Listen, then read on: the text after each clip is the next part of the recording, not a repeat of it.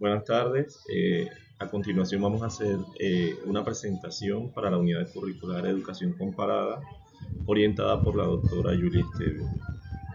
Va a estar a cargo de los docentes Jorge Luis Ariza, Jennifer Bruno, Beatriz Reni y mi persona John Jairo Salas Cárdenas. El tema de la presentación es fases metodológicas de la educación comparada. Eh, Iniciemos con una pregunta. ¿Por qué le va tan bien a países como Japón, Corea del Sur, en los escenarios internacionales en educación, mientras que Colombia ocupa la posición número 64?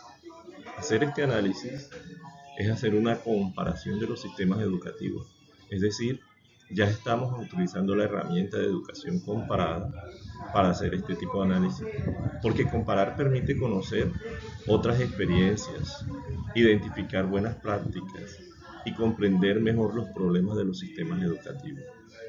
Pero ¿cuáles son los fundamentos metodológicos que se utilizan en un análisis comparativo?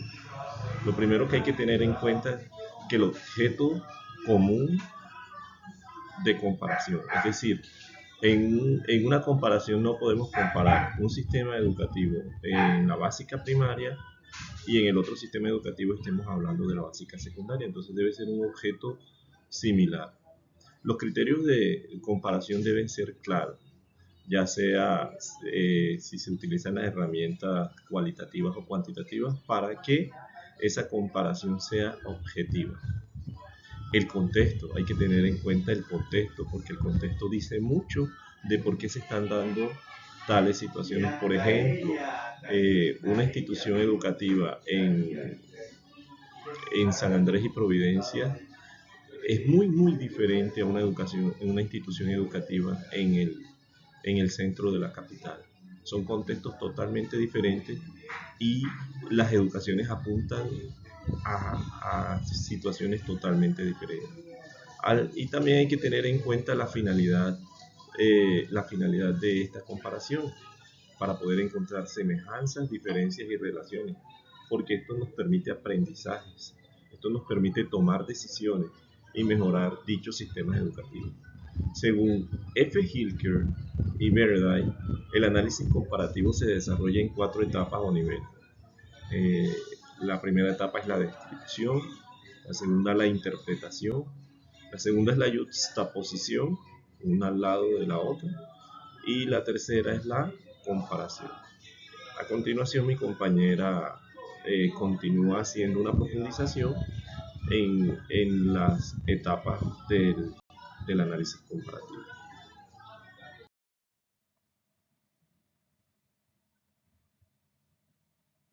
Bueno, seguimos con las fases metodológicas.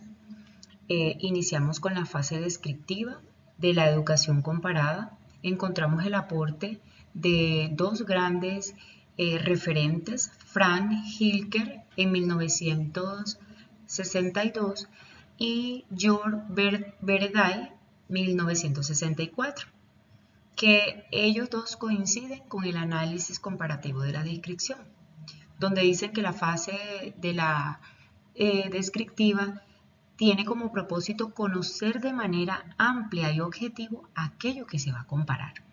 ¿Cómo se compara? Pues antes de emitir cualquier opción o establecer diferencias, el investigador, en este caso nosotros, debemos de recopilar información disponible en el sistema educativo donde hallemos fenómenos educativos.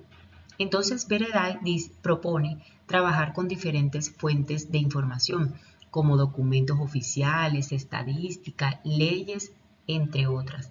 ¿Para qué? Para realizar observaciones directas mediante esas visitas a esas instituciones educativas. Y finalmente, esa información debe organizarse y calificarse para facilitar el análisis posterior. Es decir, en esta etapa no se hacen juicios, no se dan conclusiones. Lo que se busca es como reunir todos esos datos confiables para tener algo que comprender. Seguimos con la fase interpretativa. Aquí esta fase interpretativa corresponde como estos dos referentes dicen que aquí es donde está el momento donde ya tenemos esos datos recopilados y aquí es donde el investigador revisa. ¿Qué revisa? Cuidadosamente toda esa información obtenida. ¿Para qué? Para identificar esos problemas, esos errores, para verificar esa veracidad y así poder comprender algunas diferencias o semejanzas de lo que se halló. Entonces, Bereday señala que la interpretación es tomar adecuadamente esos datos, ¿verdad? Y apoyarlos en las ciencias sociales como la sociología, la historia.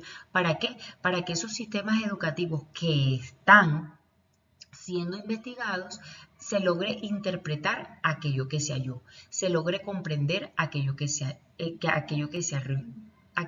halló, para que lo que se halló se convierta en una realidad positiva, correcta en las investigaciones futuras y que sirvan, ¿verdad? Como mano amiga de esa educación futura que llega. Entonces, para cerrar, sabemos que la descripción responde al que ocurre y que la interpretación responde por qué ocurre. ¿Dónde? En las instituciones educativas, en pro a los estudiantes. ¿De qué? Que queremos nosotros formar e instruir en un mañana no muy lejano. Seguimos con el próximo compañero. Saludos, mi nombre es Beatriz Renes. Continuaré con las etapas de justaposición y comparación. Estas etapas o fases son el espacio donde la experiencia viva de las comunidades educativas cobran sentido reflexivo y valor analítico. En cuanto a la justaposición es la etapa donde disponemos los fenómenos estudiados en conjuntos paralelos. Es el momento en que dejamos de mirar los contextos de forma aislada y los ponemos frente a frente sobre la mesa. Pensemos en un estudio sobre procesos de escritura reflexiva en aulas rurales y aulas urbanas. La justaposición no se limita solamente a contar cuántas páginas escribieron cada grupo.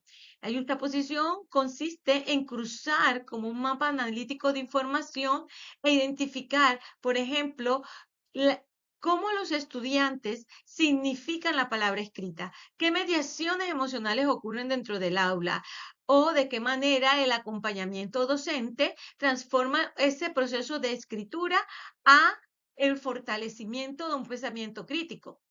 Al colocar ambas realidades en paralelos, más allá del contexto geográfico, la justaposición busca identificar esas grietas comunes. La brecha, en este caso del ejemplo de expresión, no corresponde necesariamente a la falta de capacidad, posiblemente a la ausencia de espacios donde la voz del estudiante realmente sea acogida y valorada.